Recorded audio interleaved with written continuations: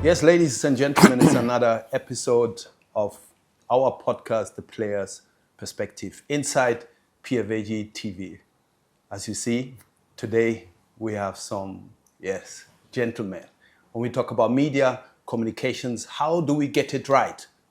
How does a player do an interview and really, I'm emphasizing, get it right. You all saw what happened last week with Mr. Blay when he gave an interview. He also apologized at the same time. But for us, as the Professional Footballers Association of Ghana, we would like to dive in a bit deeper with all these gurus of sports journalism and get some advice on how players could communicate better. This is the Player's Perspective. Ladies and gentlemen, once again, Mr. Sadiq, The big Tony. Mr. Michael, Alaji, Yade,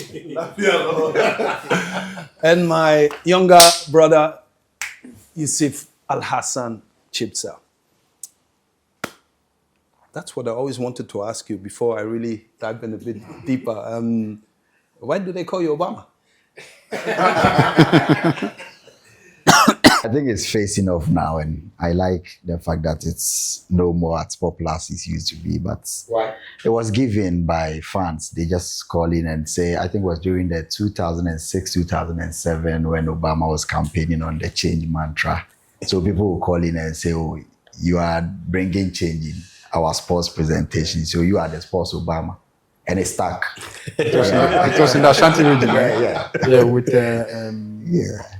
you were with this station. No, that was Sunyani, Sunyani. Sunyani, okay. Before Angel. So 2007. That's where you come from, right? Yes. Yes. Our belated condolences as well. Yeah, thank you. Okay. May she rest in eternal peace. Amen.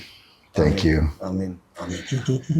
Michael, Yeah. you are very welcome. Thank you. And I believe you also have a special role to play when it comes to communications and also your relationship with players. Same as Sanidara. And of course, you as well. And that's why I added Yusuf Al-Hassan Chipsa, because he's the head of player relations. And I think it's a very interesting topic because you guys are close, very close, and sometimes you can also be far away from the players. Yeah. When you criticize a player in a certain way, Yeah. how do you cope with that? I think it's very difficult dealing with such kind of situation. You are in an environment or industry and the key stakeholders have some level of mistrust. So I was telling Oti the last time when he had the Sule interview that I think our generation of journalists have had a lot of issues with footballers, and we cannot point out one or two members from our generation who has had an interview as big as that, because the players came into an era where there was so much criticism in the system, not only against the players, but the administrators. And in order to protect the entire game, the players were shielded from journalists. So you do not have an opportunity. I may have conversations with Sule Muntari for hours, but he would not like to grant an interview in that manner because he's not had that kind of relationship before I came into the journalism. So he may have a phone and pick up, call him, but none of the members of our generation will have him in the studio. So I don't remember the last time the group of Andre Ayew, Sule Muntari, Stephen Appiah had an interview with the crop of journalists that started from our era of 2010, 20, because there was so much, let me say, mistrust and from hatred and the antagony between the administrators and the players. So if you are a player and you are seen with somebody like myself, who was a critic of that federation, then there will be some level of victimization. You call a player and they say, I would have loved to talk, but I think the administrators will... Sadiq, somebody like Sule has character. Yes. You know, I think he's the person who, excuse me to say, doesn't care about these things. Yeah. I call him no filter. Yes. Right? Yes. So I was mentioning Sule because we did not have that kind of relationship before. Okay. And they need to have built a bond to be able to share jokes or field issues with you and see that these are no issue that you will share publicly before they can trust you. So I think it is not easy being in an environment, an industry where the key stakeholders do not want to speak to you. And also because not their fault, but because of the system, not from the journalist's fault also. But the whole system is so poisoned to the extent that they don't want to come out. And this is the people you want news from. So speculations become the order of the day because you don't have the content. And you have to pick content from externally. The interview that they've done to the foreign media they trust, and you pick from there, and it becomes a whole lot of speculations around, or anything you hear should be newsworthy because you don't get it from the people. So it was very difficult in that period for us not getting content from the horse's own mouth because of the environment we had created ourselves. Michael, do you agree to that? I have a few points of disagreements. I personally think that gaining the trust of... That's why I like this gentleman. You understand? That's why I really like this gentleman. I think I understand the point he makes about the structural systems and that sort of thing. But I think the biggest responsibility for a journalist in gaining the trust of the players comes in the form of how you carry yourself. He will speak to a lot of players. He will get a lot of interviews. My interview with Sule Muntari was 2 years in the making. So I didn't pick up a phone one morning and got him the following week. I was with him in social circles. We did meetings. I was with him. I will go with him with meetings with some of my closest friends, some of whom Ibrahim knows.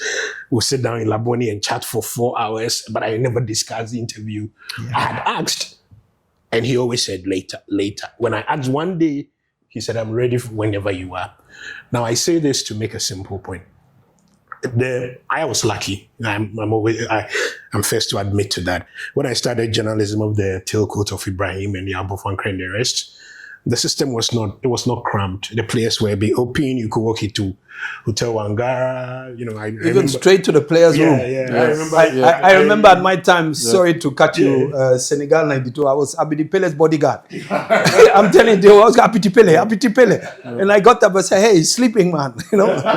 Sorry, Michael. So I remember when Charles Samuel scored his first 2 goals for Ghana against Sierra Leone. I practically interviewed him whilst he was on the massage table with Charles massaging him at Wangara Hotel.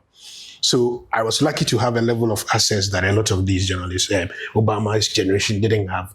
But what I also did with that access was that I made a conscious effort not to abuse it. Yeah. Me and Sonny covered the 2002 Nations Cup in Mali. And we were friends with Asian, with everybody. But we were also very good journalists who knew how to tell our stories and the rest. I stayed in the same accommodation with Sonny at the 2010 World Cup when things had changed a bit. But there were many, many stories that we simply didn't tell because we were conscious of relationships and also because we had made a thorough professional judgment to decide that the stories were really not worth it. In my dealings with the players, I've come to a simple conclusion. They don't need you to like them. They need you to respect them. They need you to respect their opinions. They need you to know when you come into their space what you will say and what you will not say. I think there were a few incidents that soured relationships. There was one trip, for instance, a Black Stars trip, when the players were having conversations about their age or something, and apparently there was a journalist on the bus and it became a story. There have been instances where players have felt that they are, when they are having private conversations, it's not as safe as it has to be. So these days, when you walk into a room when players are having breakfast, everybody becomes a bit stiff, and they sit up a bit more. When in the past, Kwabena could mingle with anybody and nobody will have any problem. But I also think that it's just the way sometimes the journalists have behaved, and I want my people to take responsibility a bit. When you go to a Black Stars camp, one of the first, it's not just Black Stars, Kotoko, anybody. One of the first things you do is you must acquaint yourselves with the rules of engagement, and you must apply the rules of engagement in the most thorough manner. So when we come here, you've logged this side.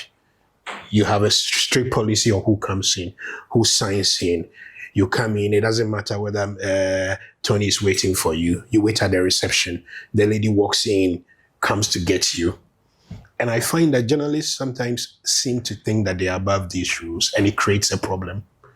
So the advice I give, we did a sports journalism media, the Sunny addressed it before the Qatar World Cup. And I remember saying to them that you must know the team you are covering, the rules of engagement, and how you behave.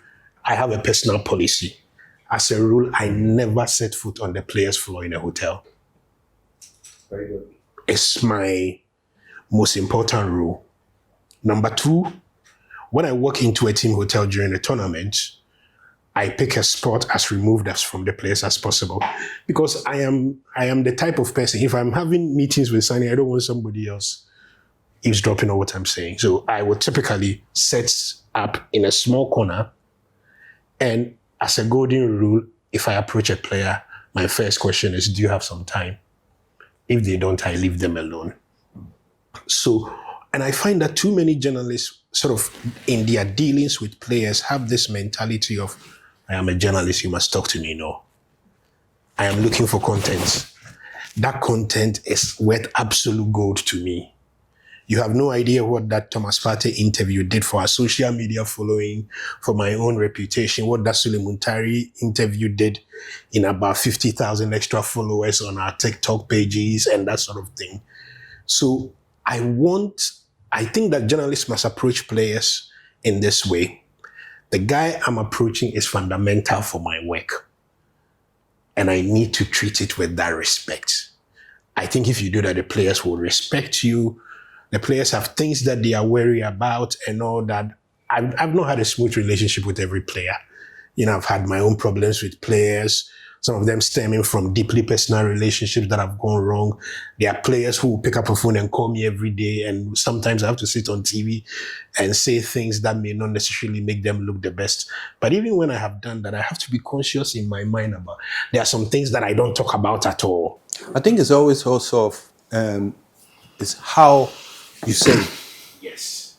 That plays also the very... problem is that some of them, look, But our culture is also different. Don't forget. I saw a player, I saw a player try to claim in the team hotel throughout that he will beat up Sani for a properly reported story. It meant absolutely nothing to the player that the story was true. Everybody who covered the story was vindicated. But it just shows the balance that you must find. It's easy for me because I started covering Derek Boateng when he was under 20. ACN when he was under 20. Muntari when he was under 20. John Painted them, but that's the group. John Mensah. So, and I've grown with them, but every single time I have gone into their space, I have respected their space, respected their privacy, and made them feel that what they say to me is very important for my job. I don't walk in there with entitlement. And I think that's something that journalists need to master. You don't approach a player with entitlements. And maybe when we went to interview Michael Essien in 2006 before the World Cup, he was a Ghana boy, but you wouldn't get access to him. You couldn't even get into the training grounds. You couldn't get into the training grounds. There was no communication. It was just the day he was ready for the interview. He just came. He kept it absolutely professional. You understand? I mean, if it was House of Folk, I would be sitting by the pitch, chatting with Jose to Greview. And I think those experiences sort of, and the 2006 World Cup also reminded me that the media scene has changed. And if you're a journalist, you've just got to learn to play with that.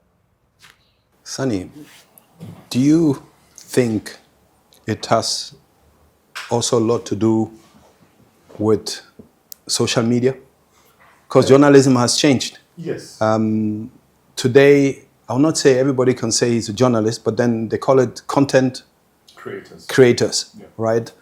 And I believe it can make you and break you, because you can have someone let me say, who will start criticizing you all along with a fake name, but he's causing harm. You know, I think, like you said, we have different generations here. And do you think that social media plays a very big role? Yes, I think social media plays a very big role. I would say it's a blessing and a curse in a way. Look at how many footballers have lost their contracts, endorsements because of maybe one error of just a comment, one error of an abusive person trying to abuse you and you responding, instantly. Even just recently, one of our top footballers, I'll mention the name, went into, a debate with a fan who criticized him. I just went onto the phone and told him, maybe the person is drunk in a bar somewhere and you are responding to him. He's a nobody. You are the one who would be. He might have even people at his back. You see how I spoke to him? Yes. It's a challenging, You're giving him leverage. Exactly. So you are giving him leverage. So the social media has brought its opportunities, but it also has come some difficulties. So as players, number one, I tend to find, for me, I've worked on the side of a journalist and also worked on the side of being a media manager for players. And I tell them that. And for the federation as well. Yes, for the federation. And I tell them that there's a balance you need to make. You don't have to be there 24/7 and read everything and read every comment. There's this mental harm it creates to you when you find that people are persistently insulting you. You also have to create the boundaries. There are times you need to go on social media. There are times you need to switch off. I remember Michael spoke about Wangara. And Tony, you remember, when it is match day, 2 days before a match, when you go to the hotel and you meet Ali, his mood is different. A day before, He will even look at you. The mood is different. On the match day, he won't even look at you. But players of today, I don't find that. It's the same mood like every day. And you see that when it's time for business, the person switches on to business mode. And these things are some of the things, we should have. And when Michael mentioned the relationship between the media and the players, and I think that the media should take this thing seriously. These relationships always come in, if we are chatting, guys. Yes, these relationships are honed over years. And you need to build it. You need to build it. Some players from under 17, you go with them. And building it would also require sometimes even being in their social environments. Obama's mom recently passed away. As a journalist, if you have a good relationship with a footballer who is Obama, if you want to create a good relationship, you should be seen at the funeral. He's having a wedding, you are there. He's got some difficulty, you are there.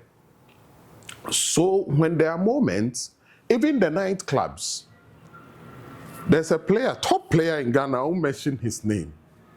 Michael, you remember, we used to go to the nightclub with him every weekend. Friday, Saturday, Sunday. No, but wait. Before a match? No, not before a match. Because you were saying Friday, Saturday, Sunday. Off season. Okay. Like these moments.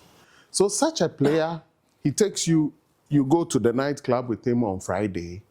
Saturday afternoon, you are with him at home. He organizes some lunch for you and the rest like that. So you have that relationship.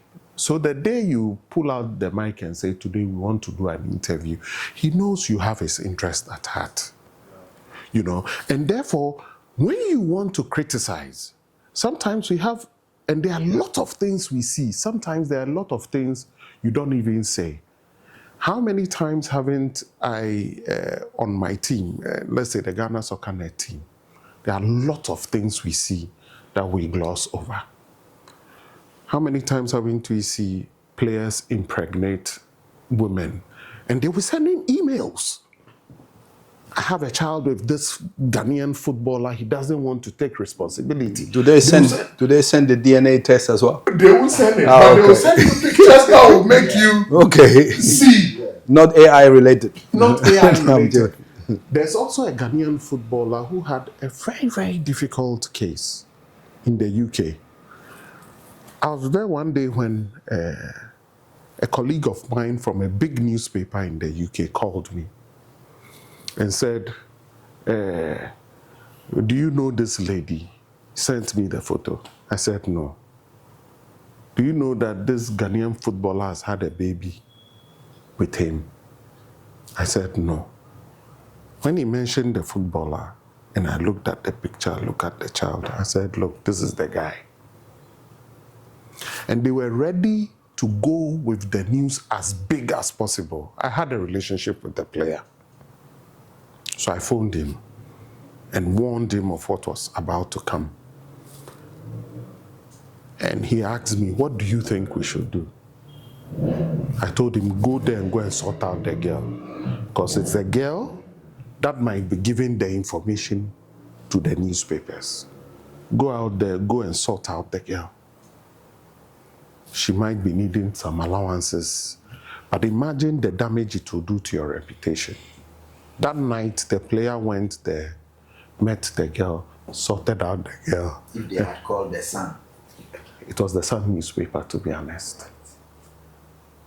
And she herself found a way to dodge the Sun newspaper. And the story didn't become a story. I heard the Sun, they even offer money, right? Yes, they offer a lot of money. Yeah, for those stories. If you Do give everything to get a if you contact. give them an exclusive, if you're a journalist, you could get up to £10,000. If you're an actor in the story, you could get up to 100,000. I'll tell you a story of another top Ghanaian footballer. He told me this himself. He was playing in the FA Cup final. Be careful, there were not so many. He was playing in the FA Cup final. English. Only 3 have played it. You can pick your choice. He was, hanky-panky with one of those girls. Then, one day, he goes to a bar with a girl. He sees a big truck pulls up. He's sitting at a bar, an outdoor bar with the girl. He was just sitting. Then, a big van pulls up. He was sipping his coffee. He turns around. He sees that the window of the van goes down. Then a photographer's camera pulls up. Paparazzi. They had even taken pictures of him already. And he was narrating to me what had happened. Then he thought the case was completely dead. That was 3 months before the final. So the people had timed the news for the day of the final. On the morning of the final, Charlie, the guy wakes up. He's the front page of the Sun newspaper. He said, by the time I woke up, my phone had run 1,000 times from the coach, my teammates, my people from Ghana, my permanent person in Ghana was also calling. You have disgraced me on this day. So he was advising me that, look, that's why a lot of us don't want to get close to the media. But I also told him, see, there are certain women that you don't have to mess about with. You meet a woman in the nightclub. You want to go out with her. She will set you up. And they are getting a lot of money. Yeah. They are getting a lot of money for it. So you have to be, quite cautious. Today, everybody who has a phone can have evidence. Yes. Already, yes. You can go live immediately. Yes, yes. You understand? Yes. Not even the phone. I think the phone is visible enough for you to know when somebody is recording. People have secret cameras. Yeah. It's true. Yeah, but even with the phone, when you're in a club and somebody is behind and just doing you won't see it. Yeah. Yeah, I'm not sure they care now. You see players in nightclubs or off season, they have 2-3 days here and Some of them even hire bloggers to follow them. Yes, and you see, and that for me that is the main difference. No, but you must also enjoy life. Yes, but then enjoy life cautiously. Of course, that's very You should important. know the space where you apply your trade, and it's the same with the journalists as well. When Michael was speaking, you see that from their era coming down, they were having at the back of their mind the ethics of the profession. No matter whatever strategy they use, they make sure they don't go outside the ethics of the job that they do. But some of the recent media guys, Some people didn't care. they don't care. No, like I said, most. Like, I'm not saying all, most. Like those of you who have made it and you are still in the system because you are guided by the ethics of the job. Yeah. You see, but now most of them have predetermined ambitions. They have their targets. More personal. Is a desire to go viral. Personal than the job. Yes. You see, and a lot of them go to the players. Sensationalism. Yes. A lot of them go to the players with sweet stories, pretending to be the one to guide you. Meanwhile, they were leading them astray. You know, so my personal feeling is that you have to, when you're a player, you take care of everything you consider important.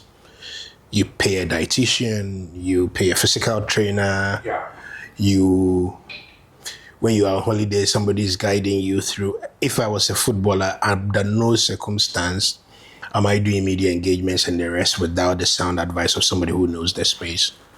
One of the things I have been doing the last few weeks is there are companies in Ghana who are not even sports companies and there is who tell you that come and take our chief executive through training in how to deal with the media. Yeah. But Michael, even me, I call you guys. You know, I call you guys and ask you guys for advice. Yeah. So Like Obama. Every time I have something, I call all of them. I really think that footballers underestimate what they are. They are industries on their own. Every individual footballer is a business on their own. If a guy is earning £250,000 a week, that is the turnover of a lot of businesses in Ghana In the world. year. In the world, actually. You understand? So you have to make sure that all your processes are right. Under no circumstance should you be triggered as a footballer so much that you are personally responding to anything on social media.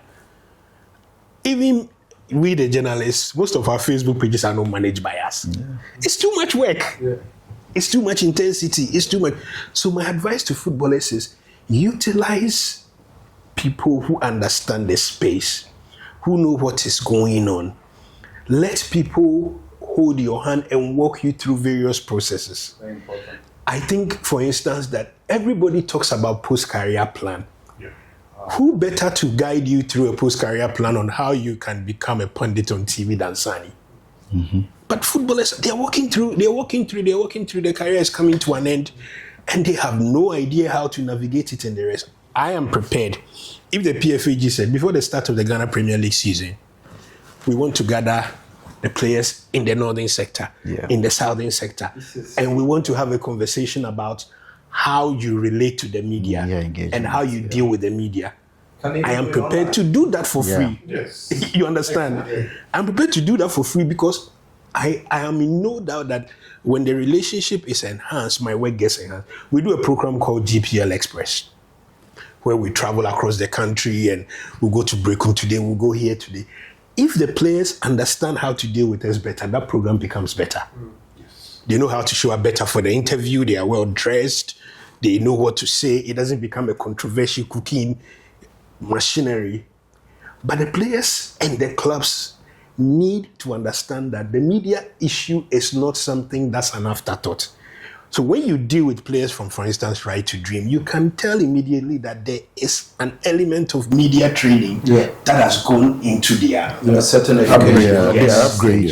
You understand? You can tell. You know, I interviewed Caleb Yenji after the Ghana-Nigeria match, and I could tell that this boy has had media training in the positive sense.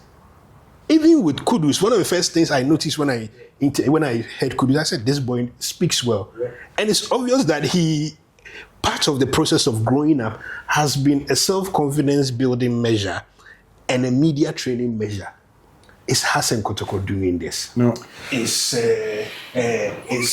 given me a very good war pass. Yeah. Because we were speaking about international media and international players who are out there. Yeah. So now you have given me a fantastic war pass. Are we doing enough here in respect to how we guide the players? Why we reached out to you was also because of the interview of Justice Blay. Justice Blay. You see, so that's what I'm saying. You build the bridge, and we really want to hammer on this. Are we doing the right thing with the players? And what were your views when you heard the interview? I don't think we're doing the right thing. I'll use 2 examples to sum it up for you. Before I interviewed Partey, through the contacts, we were very clear about what the areas of the interview were. It means he doesn't walk into the interview blind. But in the same way, if I wanted to, I remember going to Kotoko last year, where I met Prosper, and we had a very clear idea what the interview was about. But if I wanted to ask for a player to interview, there's nothing like that. I think it starts from the clubs employing the right media relations people. If somebody requests to interview players of your club, the least you can do is to say, send me the areas where the interview is about. Now, you must get this in writing, email, whatever it is.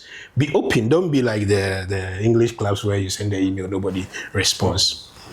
So you are looking at the areas. So if I was Blay's guy, it shouldn't, you have to cut out as much as you can. Blay is unattached at the moment. Yes, right? yes. So, but as a general rule, you have to cut out the informal nature of interviews. An interview is like selling yourself to the world, which means you must go in absolutely prepared. Before I come here today, I have to listen to the Blay interview again. I have to get a good idea. If I have time, I have to watch a podcast to see how it goes. I am preparing for the interview. And players must understand that you prepare for an interview. Too many players don't prepare for interviews, and it is a job of the clubs to prepare them adequately. Yeah. If I say Heart of Lions, I want to come to your club, somebody should be asking me who do you want to interview. That conversation should not be had on the training pitch. Yeah, what is the topic? What is the when subject? I am there already. Yeah. You understand? Yeah. That conversation should be part of the pitching process. So, like, Sunny can help clubs with a simple form of, 1, 2. These are the 3 questions you ask the journalist, because you need a journalist to grow. The GFA needs the journalist to sell the Ghana Premier League. But there is a way this can be done right. And if it is done right, it is the club who are pitching the journalist to Obama on a Friday morning, the clubs who are pitching the players on a Friday morning and say, Obama, when you're free on Wednesday, please come by the training grounds. We are outdooring our jersey. We are doing this. We are doing that. We will set up 2 or 3 players for you to interview. He's done the interview. You are taking away from him his ability to pick up a phone and call one of your players and then put them on phone line and interview. So the clubs need to control that space, and they need, if they don't empower the players will keep making the sort of mistakes that we see every day. Let me clear out this one. When I was the comms director of the Ghana FA, immediately I walked into the job, I realized one thing. Players were not being prepared for interviews. The first day I took the captain for an interview, I had to do briefing for him before, areas to avoid, what topics to avoid, and the rest. And the player spoke Ghana to me and said, hey, I've not seen some before. I've never been briefed before. Because I'd given him the areas he should avoid to talk about, the places he can talk about, and the rest. And it became the norm in the team that nobody goes into an interview. But I met a situation one day in Kumasi where there was a bit of a hoo-ha at a press conference meant to mend a relationship between the players and the media. Whilst we were in the car going for the interview, and I'll say, and I told the players that you need to take your time. All of them opposed me. All of them. And it is important that sometimes you also speak with the players. that they should value professional advice of people who know. And Michael said this point, it's an important point. Generally, the players feel that when you have reached certain heights in the media, you must do things for them at will. There are players I know who were overly promoted, overly protected by some media outfits I owned. Then one day, one tiny news of negativity and its insults. I've had a lot of the times. One point they said Ghana SoccerNet belonged to Prince Tego at the point. At the point it was Asamoah Gyan. At the point it was Majid Waris. At the point it was this. At the point it was that. Yes. People said all sorts of things. Because at that time, those players were doing really well. And we had a lot of sources in those countries. So when something happens, the news is coming. The news is coming. Then one day when the same website publishes a news that maybe it's a little bit unpalatable for the player, then the player, insults them on Twitter. Then the team starts saying, boss, you told, don't do this, don't do this. You see what this boy is doing. So sometimes the players also, in as much as we are also talking about the journalists, we must also talk to the players to value a lot of the things, because a lot of the things the Ghanaian media does for them, they won't have it abroad. For free. They won't have for free. And the most painful, and the most painful thing is that you find them do all sorts of things for them. Then you see them, you find some nice girl, and they'll pick her, she's my PR person.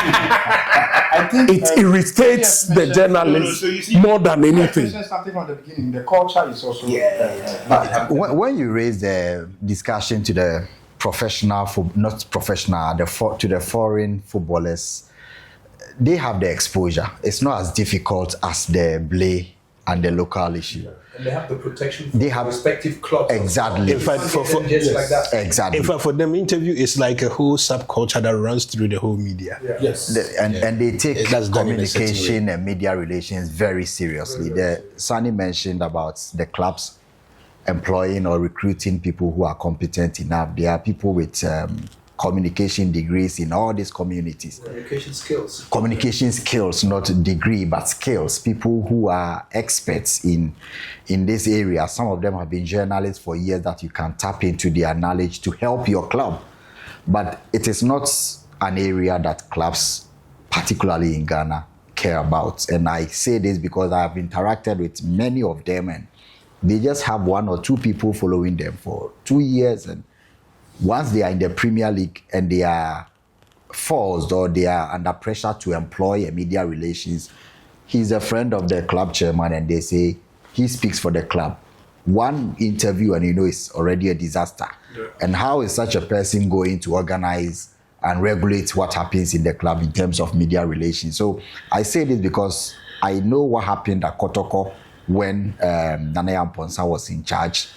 And I knew how you go through a process to get players to speak. And they have to select, they have to do a dress rehearsal of players who know how to speak to the media on match days. I know what happened at Mediema when Patrick Akoto was in charge, because the club had employed somebody who had the capacity to manage, and the players don't just speak. And Assad now, even though he's still not there actively, but you see that the culture has stuck with them. They don't allow anybody else to talk. But look at the other clubs. Look, the Blay interview should not ever have happened at Kotoko. You say he's out of contract, but who is advising the players that there are clauses in contracts where after you depart from the club, it is not a restriction on freedom of speech, but it is a clause that prevents you from bringing the name and integrity of the club. And I know all the foreign players are aware that once you depart from this club and you say this, are the players aware of defamatory comments? They are not. And who is educating them? Even in international organizations. I remember when I signed a contract with CAF, it was in there. Yes. Yes. Even you as a media officer, it's like in that. my contract. Yeah. It's in my contract. But to add to what you were saying, Yeah. and I think sometimes we also need to blame the clubs. See, from our office here, from the office of the PFAG, Yeah. we try as much as possible to resolve a lot of cases behind the scenes, even when clubs are at fault. Yeah. Sometimes even when players are at fault. You pick the phone and you speak to the club official, and he keeps to his stand, trying to tell you that, say, no, it's not right. Blay's issue, me personally, and I can show you evidence. A lot of times I've tried to speak to Kotoko to try to solve this problem, even before it escalated. Yeah. Because if you say you don't want the boy, he has a running contract. Therefore, you are initiating the termination of the contract prematurely. Yeah. And then you ask him to stay at home whilst you pay him, or he should walk away with an amount that he's not pleased with. You need to try your possible best to come into mutual terms with him so that you could part ways. But the way they were handling the issue gave space for it to get to where it got to. A lot of our clubs do not have structure. Yeah. They always speak about structures, but they don't even understand. They don't have any department for communication and all that.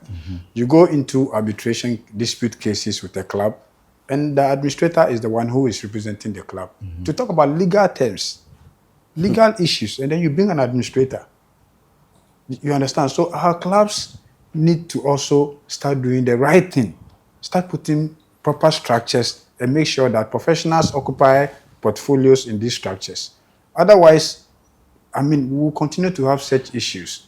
But before Every day, we every talk about day, the players, every day. The whole thing stems from the leadership of the clubs. That is exactly what I was saying. There is That's no exactly what I was amount saying. of damage that has been done to the Ghana Premier League more than the one that comes from the administrators. Yes. So I sit here, I'm not a journalist, Absolutely. but from training or from experience, yeah, I know that when somebody wants to interview me, I should request for the areas, Yes. the questions.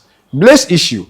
A media house from Kumasi called me, Sumpa FM. Yes. Maybe I shouldn't have mentioned it, but he calls me and right away he wants to put me on air to share my view on Blaze issue. I told him no.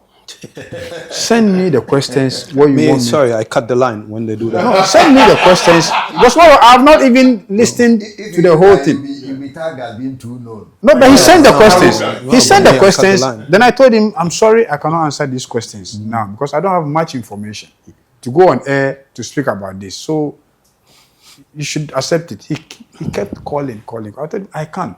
Because I don't want to go there and speak at something No, just me, for I speaking. cut the sake. line and then I sent the text. You're doing the right thing. Yes. I I'm sent them a not text doing it, but afterwards. out How of can I I will experience. respect you later for your stance.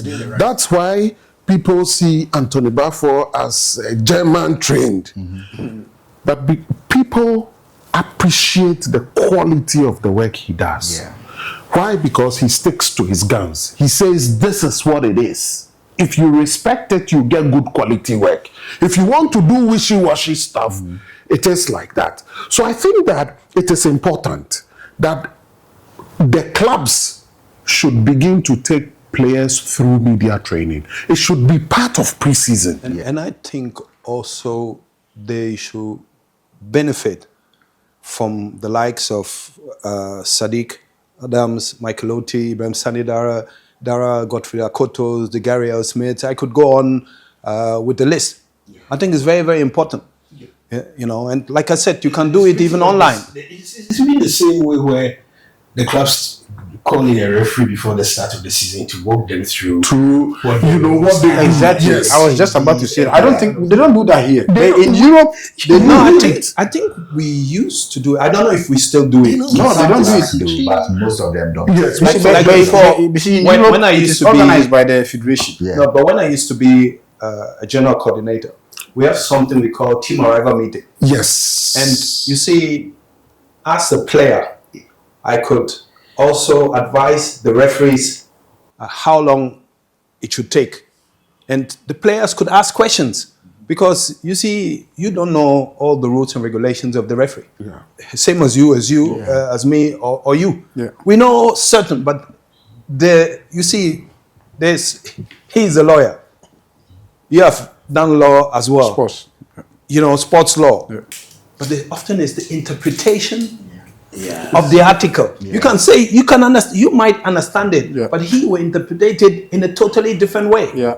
And this is what is affecting a lot of our club administrators. You see, when I Tony- remember engaging one club CEO, and then he said he's terminating the player's contract. Why? Because he's not played a certain number of games. And it is in the rules and regulations. And I said, the CEO, that rule is against you, rather. Because you are not giving the player the opportunity to play. He said, no, it's not like that. I said, no. That is a wrong interpretation of the law. Of the law. If you don't allow the player a minimum of 10% of total games, he has the right to terminate. Yes. I think the most important point about this conversation to me should be that from the start of every season, just as they take the refereeing or officiating parts as serious as they should begin to do that to the media aspect as well. They should begin to take it as cardinal because you are selling a product, and if they do damage to the product, it doesn't go against the federation or the clubs or the players alone. It is the federation. And I remember the Ghana Football Association, like 6-7 years ago, started with this media engagement that mandatory press conference a day before the game. And when they started, you could see the clubs were in line. They were starting to train players. They were starting to have brands and the backdrops, and because you have to do all this at the training grounds, and media people were not given access to the players anywhere at all. You have to go to the training grounds. They set up a backdrop or at the stadium for clubs like Kotoko who had their own stadium. They don't do that anymore. I have a problem with the whole federation and the clubs with regard to consistency. Kotoko will have a structure. It runs for 2 years. Once the head of that structure leaves, the whole thing comes crashing down. Hasselfolk. For clubs like Mediema, they have been professional because there has been Moses Parker in there. He has offices set up for some of this legal, for communication, for they have this. Yes, they have the structure in place, and he has been the head for all this while, and so he knows that this place lacks expertise because this person has left. They don't have it at the other clubs, and you don't allow them to engage in the Blay interview. Will not go against Kotoko alone. It will not go against the club, the player alone. But the league itself, where is the professional league board? It wasn't even. Sometimes I. You see, Tony spoke about team arrival meeting. Yeah. It is crucial. In team arrival meetings during competitions, the GC, when he was playing the role of a GC, will even start with a referee session. And that session can take 2 hours. Yes. They will be playing videos. They will ask the players, do you think this is a foul or not? They interact with the Exactly. They interact with the players. After that, they will go to marketing, media, medical, everything before the start of the competition. Don'ts of the competitions. Very important. So they will take you through all of these things. And most of these players, some of them play in international competitions and they see these things. A lot of our club officials also are appointed as team managers or whatever in these competitions. We don't take you to these events just for you to come and watch and go. Take per diem. Take per diem. You go to those competitions, learn some of these things. When you come back home, you come and implement it. You see, so it is important that when we send people like that to competitions, we expect when they come back, they present to you reports. What did we see? What can we do in Ghana to help us? What can we do for the players? That's why, Sonny, I was always pushing for a venue coordinator. Yes. You don't need to fly anyone from Accra to Kumasi. You can have a young guy from the university. We can train him. Yeah. He is in charge of the venue. You see, and we started it. You're right. Media officer and all these things. I think it's very, very important to be professional in this aspect. And I believe I want to come back to you, Sadiq. That we should really emphasize on it. I think it's also our responsibility in regards to the players, because what I also didn't like about the interview is player against player. Yes. You understand? Mentioning names of other players. And I have a rule, excuse me, Michael, and you all know that. I don't criticize players in public. I can say, okay, the player Ibrahim Sani today, he didn't have a good day.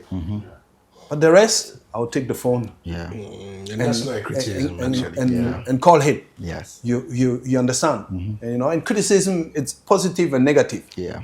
You understand? So But one major challenge with the current players. You players also must accept. This is what I was about to say. Every time, don't expect the media to praise sing. no, I agree with you. Not even that. One challenge we have now with the current players is they don't value anything. They don't see why this is important. Even on our platforms, Yeah. you put a message there, and there will be no response. One club had an incident when they were attacked. Yeah. Their captain is on our platform, and he never said anything. Other players brought the issue up. They should Who have were more discussing. character. Exactly. It's like they are scared. Yes. They are being pets of the club owners or the CEOs. They are scared to say something that they will be victimized. But I think the Blay thing salary opens up a whole is lot of matters that should be discussed extensively and solutions found. I watched it live when I heard that he was on, and I saw a lot of people sharing it. So I joined later and took the opportunity to restart the entire. You have to talk about the journalism part of it. Bright looking for content at a point tries to stop the player. You could say, don't talk about any other player. He was rather telling him not to talk about any other player. Yes. And he decided that he would do it. But then he said no. Content have been. And once I heard that, because Bright took him off, if you know how you control your console, he was off. Blay was talking, but it was not live. You could hear You could hear that, yes, his voice was a bit far, but he came back and said, no, I came here today. So it was premeditated. Yes. Yeah, and it was an element. You know? Yes, he wanted to go So ballistic. it wasn't just the Around him did not do it. it wasn't just the Blay interview. It wasn't just the Blay interview. I remember a club outlet. It wasn't their outlet. It was their sister station interviewing a player, and the player had gone on air to discuss private conversations he had had with the national team coach, who he claims then told him why he dropped certain players. And when I heard it, I was shocked. I was shocked by how much it breaches player to coach conversations. Basically, the player said Chris Hughton told him X, Y, Z about another player. And he was discussing it on radio. Yeah. The thing that shocked me was that the club's own outlet then found it interesting enough To share that part. to share that part. Wow. Yeah. Yes. So when I think of some of these things, either people don't understand what reputation means, what reputation management means. The whole structure of it is completely broken down. Sometimes, and I think in fairness to Blay, I think he was so hurt that he wanted to speak out so badly. He didn't understand the implication of that, which is something that a lot of players must learn. If you don't want it amplified, if you don't want it published by Ghana Soccer Net, by 3news.com, by Sadiq Obama, don't say it. It's the cardinal rule of any interview situation. People go to interviews and say something and it becomes the story. And they say, that's not what I meant. No, but you said it. The moment you say it, you've opened up the path. It's gone. So, and it comes back to the point we make about interviews. You don't want the thing to become a bombshell, a big issue, zip on it. It's not only interviews. Sometimes also you take your phone, you want to make an announcement on Instagram, for instance. Yeah. So people can take it. Yes. Yes. Yes. So you have said it. Yes, and I think that's also for you and for Yusuf. That's one of the biggest dangers. The last time I was at the Black Stars camp in London, I kept thinking about it. I said, who is going to build this cat that is social media, where players have phones, access 24 hours a day, zero control by anybody inside the hotel room? Who are they chatting with? what are they putting on their Did you see social a media? player of the national team with his phone on the bench on a match day? Yes. Yes. I saw it. Yeah. Yeah. Disaster. Yes. You understand? So like Yeah, recently. so like I'm saying that there are so many aspects of comms. Okay, training. All right, but A day before the game. okay, day before the game. You know, okay. it's like Yes, even training at the No, day before the game. It's And this social media thing, it raises a lot of concerns that Ghana loses a game, and the next day or that evening there is a player on TikTok having a live with his friends. yes. And no character. You know, like so that No feeling of No remorse. feeling, So when the supporter sits back at home, what does he see? The supporter goes into the match with his heart, emotions and everything. People are supporting Ghana, and a lot of the times, people even go on their knees to pray for you. Then the next thing is they see you on social media, on TikTok live, Emotionally, and you are doing, dancing. exactly. There was an incident that happened. There was an incident that happened with a player when I was with the national team. He was doing a live. You might know him. I won't mention the name. You haven't mentioned a lot of names. Yes, I remember. You know, Sule was, let's say, the generation after us. Yes. When he joined the Blasters, he was young, Yeah. but how dare you will lose a game and you'll be on your phone, even on the bus. Stephen Apia, what he will do to you. Even Sule, the younger one, you dare not. You see, this player was in camp. Ghana had lost a match The insults. a day before. Then he goes on there, he's insulting Ghana supporters. No, they started insulting him. Yeah, they started, but do you have to respond? And then somebody alerted me. I rushed to the player's room. You rushed late. He had done 1 hour. I was telling him, he was not even listening. He was live. So I rushed into the player's room. I said, stop! What are you doing? Charlie, he told me, Charlie, the people there insult me, let me insult them. I said, Black Stars. Once I was coming, the captain was also coming. So after I had left the room, I thought the guy had stopped.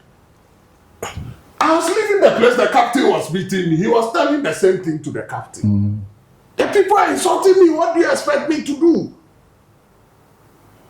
So they must realize. And I also saw a few emotional outbursts from some too as well. There are moments when some of our players, we are human beings. Yeah. We go through moments and the rest like that. I think it is also incumbent on you people. It's not easy to take it. Yes. How do we call it? Cyberbullying. Yeah. Yes, cyberbullying. Yes. Sometimes it goes on the player's mental health. Yeah. So we would call it spiritual. Yeah. You understand? Yes. There's always. But Yes, but you people, that's we Liverpool expect you right back. to also, yeah. help them in moments like this. There are players that go through moments. There are some good times. There are some moments when you have a very low time in your life. Then you can resort to just taking the phone and doing a live. You destroy yourself. Yeah. And we have seen some of them recently. And I think that as players also, from time to time, check on each other. No, we do that. Is everything We do fine? that. Are you okay? Can I come home? Can I come to help? So we can do this. Sometimes, we send a message. Sometimes, how are you feeling? Yes. Is everything okay? Yes. Is But also everything those who are okay? injured. You understand? Who are going? If you have an ACL, you know that the next 8 to 10 to 12 months, you will not play. Also, Tony, I don't have, like I say, it is not as difficult managing communication and media relations when it comes to these players in the top leagues. I think the attention now is domestic because it's very easy with these guys out there. They have the means. They are paying people to block their social media when the media relations officer is well aware that this game didn't go well. You did this. They have channels of blocking your entire social media until you calm down. If you go there the comment section, they block everything. You go there 4 days later, if you are a normal human being, you should have recovered and not respond to. But you see here, I think one thing which is very, very important, that you know the environment, that you know the culture as well. You see, there are certain things in our culture you cannot say. Like, you have all been abroad. If you say, Daddy, are you crazy? No, abroad, they say it. But here, Charlie, you know. My daughter once told me, I want to teach you how to be a responsible father. No, but you see, How dare you? it's a different upbringing. So there are certain things you cannot say. But I think today with social media, everything is open. It's out there. You know. But we also have to factor in that many of these players are becoming younger and younger and younger. We're dealing with a TikTok generation. And playing at a very high level. Yes. They call them Gen Z. Yeah, TikTok generation who are earning money. How do they call Gen them? Z. Why Jay-Z? Who are earning Generation money. Z. Yes. Who are earning more money quicker See, I'm than too a old lot for of that. people, than a lot of players were used to earn and all that. They live on the edge. They don't. So maybe all of us need to readjust what our expectations of the players are and what we require. I have to be honest with you, as a journalist, I like players lashing out. It gives me good stories. But I think it must always be done within the right remit. I like players who come. Yeah. I think it's okay for players to be like, when I spoke to Muntari, I liked how he fairly said the things he wanted to say without busted. Like he said, as for Anthony Anandie, I will put myself ahead of him.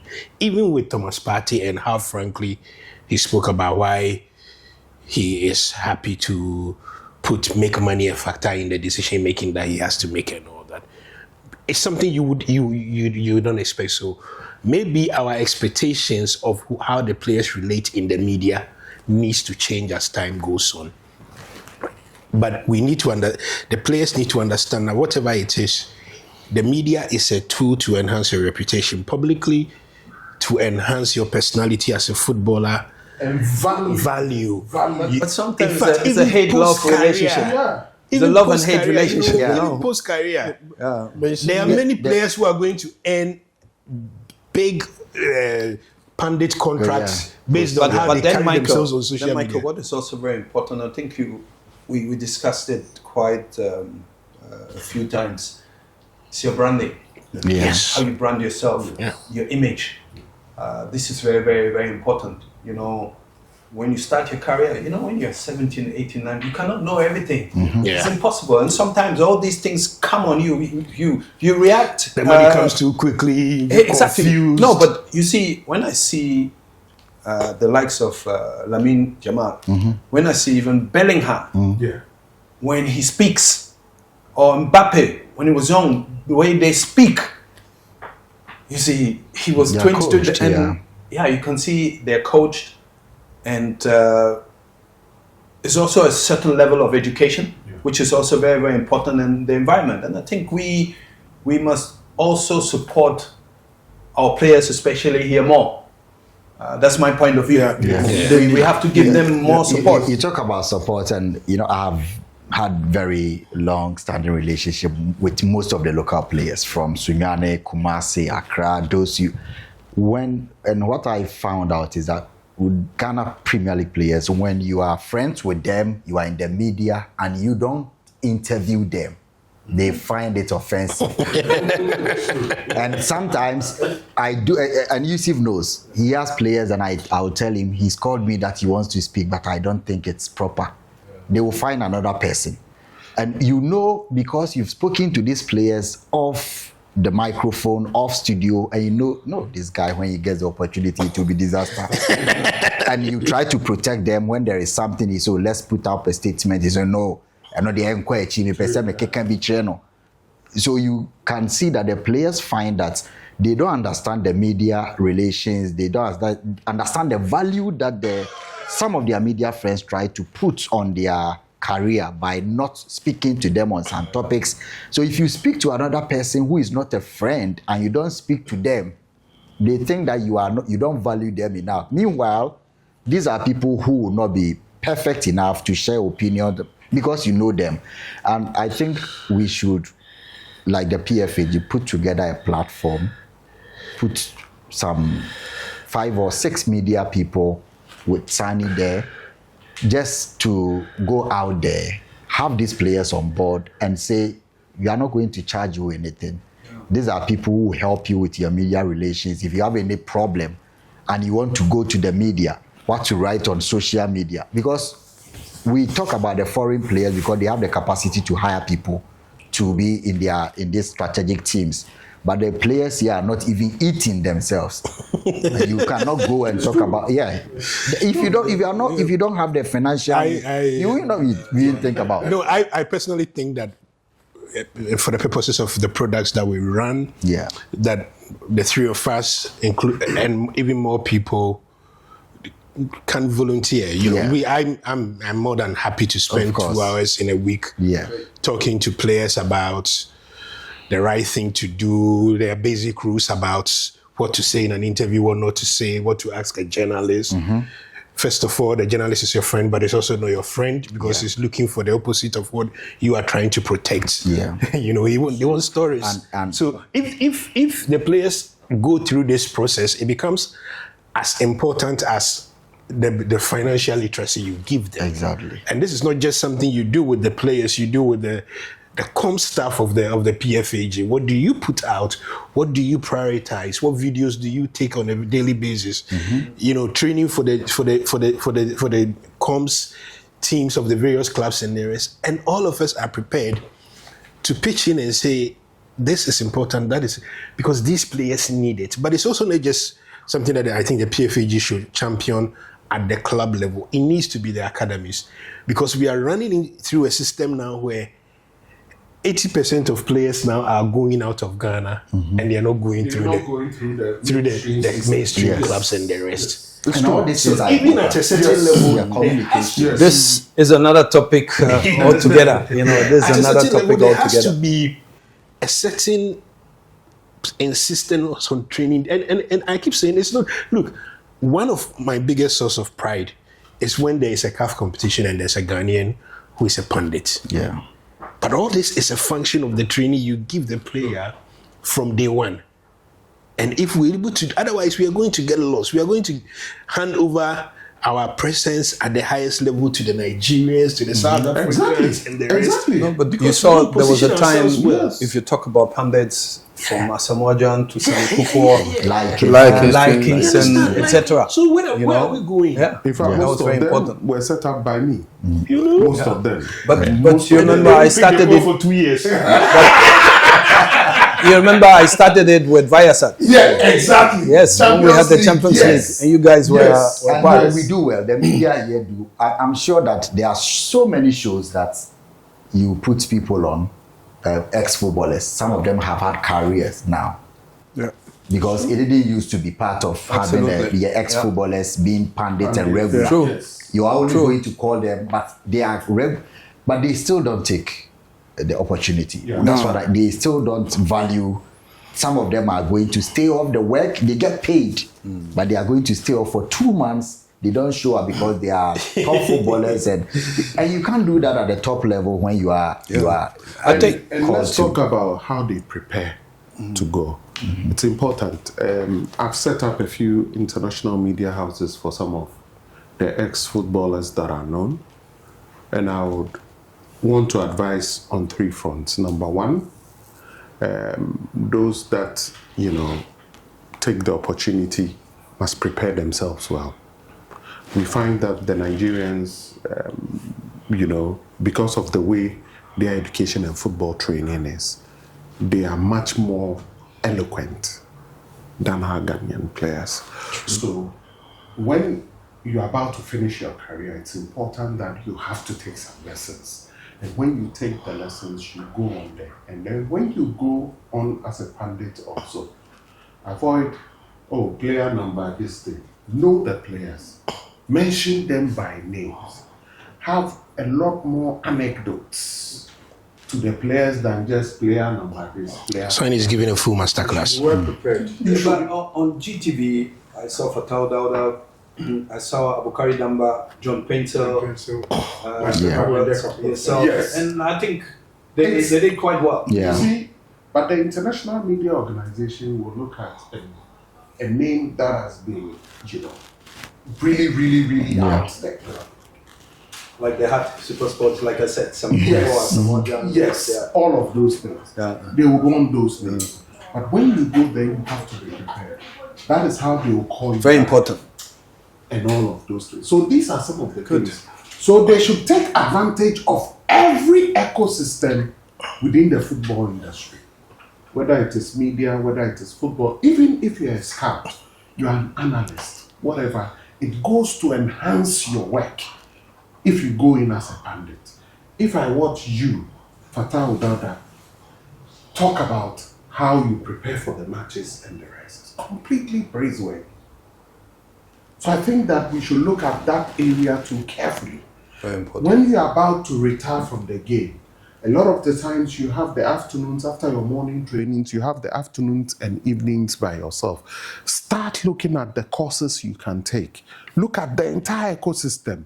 Know everything about the game. Don't just think, and there are these things that people say, a lot of football administrators say, and I think the footballers must take it seriously.